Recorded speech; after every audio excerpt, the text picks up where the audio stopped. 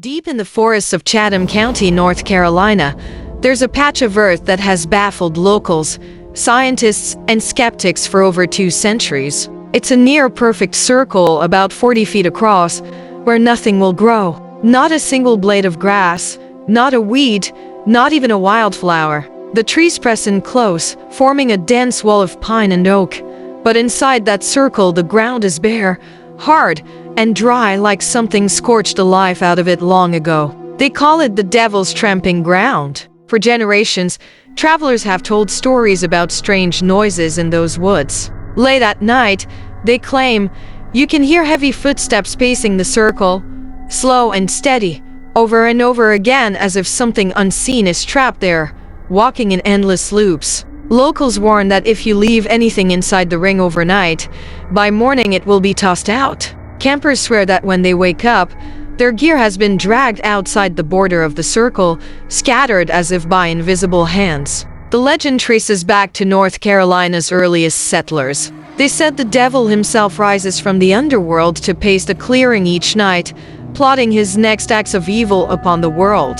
His hooves, burning hot from the fires of hell, scorch the earth with every step, leaving the soil cursed so that nothing living will ever take root there again. Some call it a punishment, a place where the devil must walk eternally for his own sins. Others say it's a place of power, a dark doorway between this world and another. Farmers once tried to plant crops in the barren patch, but their seeds never sprouted. Hunters say their dogs whine and pull away when they get close, ears pinned back, tails stuck tight. Horses refuse to step forward. Even birds go quiet overhead. It's as if every creature in those woods senses something human eyes can't see. Some claim the air itself feels thicker near the circle, pressing down on your chest, making it hard to breathe.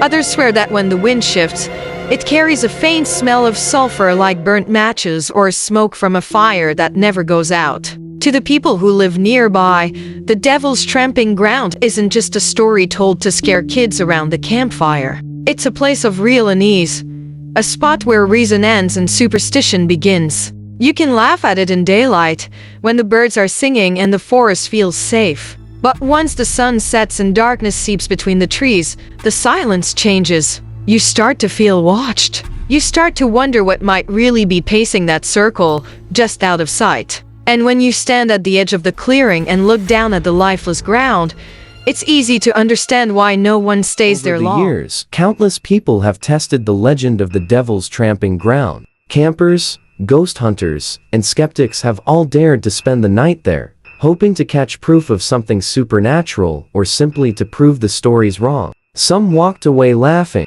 Others never stayed long enough to see the sunrise. One man said he staked his tent directly in the center of the circle. He neatly folded his clothes, placed his flashlight beside his bedroll, and fell asleep. When he woke just before dawn, everything he owned had been dragged outside the circle. His tent stakes were still in the ground, but his sleeping bag was halfway out, as if something had circled him over and over while he slept. Another camper heard whispering voices just beyond the tent walls, faint at first, then clearer, almost like someone breathing words he couldn't understand. When he unzipped the flap to look, the whispers stopped, and the forest went still. No wind, no crickets, no rustling leaves, only silence, heavy and watching. The first written mention of the Devil's Tramping Ground appeared in the 1800s, when a newspaper described it as a place where the devil walks. Even then, travelers said their horses and dogs refused to go near it.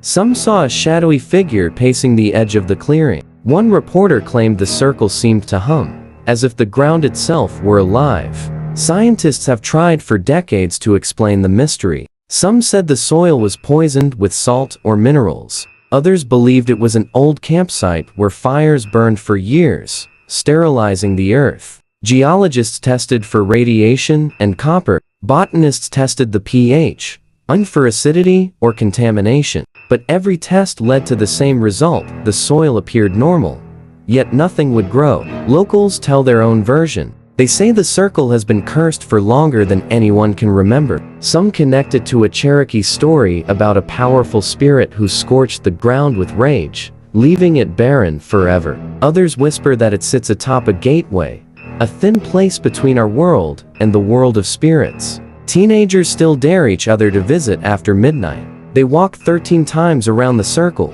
counting each step under their breath, daring the devil to appear. Campers leave coins, crosses, or food inside, then find them moved by morning. Some claim they've seen a faint red glow rising from the dirt, like heat from embers that never cool. Whatever the truth may be, everyone agrees the air feels different. They're charged, silent, waiting. You can mock the stories all you want, but once you've stood at the edge of that empty clearing, the laughter fades. Because in that darkness, you realize you're not alone. In 2012, a group of paranormal investigators set up camp at the Devil's Tramping Ground with cameras, motion sensors, and audio recorders. Around 3 in the morning, every piece of equipment suddenly malfunctioned. The batteries drained all at once. Their microphones began to crackle with static, and a strange low hum filled the air. One of the team members described hearing footsteps circling the camp, slow and deliberate, crunching through the dead leaves just beyond the ring of light from their lanterns.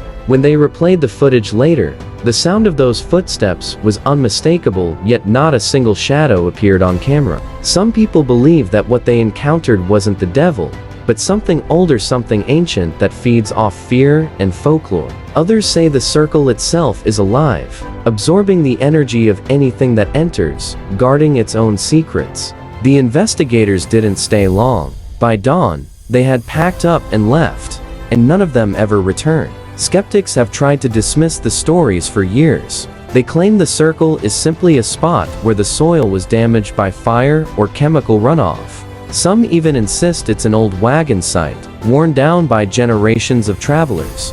Yet no one has been able to reproduce the phenomenon.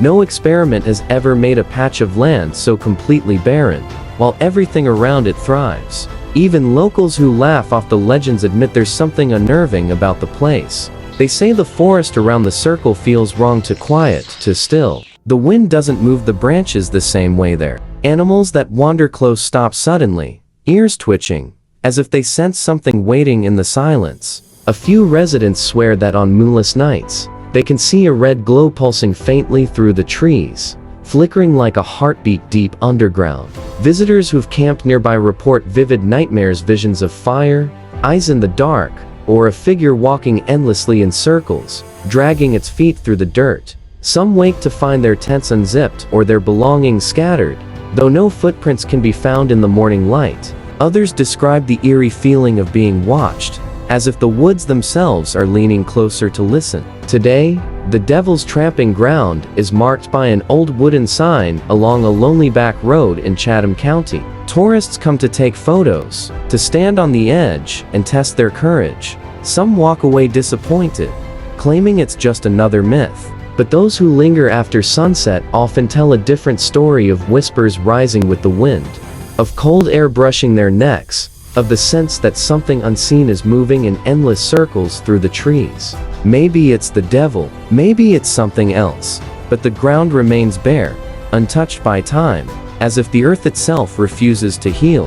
And every night, when the woods grow silent and the mist begins to settle, something still walks there, pacing, watching, waiting.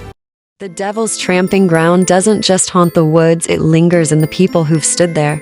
Ask around Chatham County, and you'll find them. Locals who laugh when you bring it up in daylight, but go quiet when the sun goes down. They'll tell you they've heard the stories all their lives, but they'll never admit how often they still dream about it. Some say the circle shifts, that it's not always in the same spot, that it moves slowly through the trees, like a wound spreading across the earth, widening year after year. Others say it's growing weaker, that one day, the forest will finally reclaim it. But the ground stays bare. The wound refuses to close. There are those who swear it feeds on curiosity. Every new story, every new video, every person who comes looking for proof, it pulls them closer. They say the circle isn't just a place, it's an invitation. And the moment you start wondering whether the legend is real, it already knows your name. Campers talk about waking up in the middle of the night, hearts pounding, unable to breathe. They say the air feels thick, electric, like the forest itself is holding its breath. Some see movement at the edge of the clearing, a shape pacing slowly, back and forth, back and forth.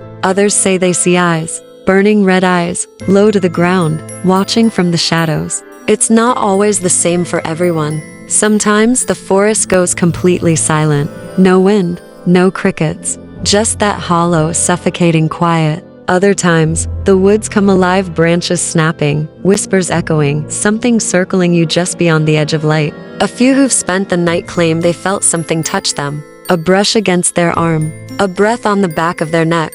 And when they turned around, there was nothing. If you visit during the day, the circle almost seems harmless. Just a patch of dead earth in the middle of the woods. But stay until dark, and the forest changes. The air turns colder. The shadows stretch longer. You start to notice how the trees seem to lean in, as though they're listening for something. Some say if you listen closely enough, you can still hear the pacing, the sound of heavy footsteps grinding through dirt and ash. And sometimes the rhythm changes. It slows, then stops. That's when people say you've been noticed. Because the devil doesn't just tramp that ground for himself. He's waiting for someone foolish enough to stay. So, if you ever find yourself driving through Chatham County, and you see that faded sign pointing down an old dirt road, don't stop. Don't follow the trail. Don't listen to the stories that tell you it's just folklore. Because every story starts that way, someone curious enough to go looking. Someone who wanted to see it for themselves. And every legend needs someone new to believe in it.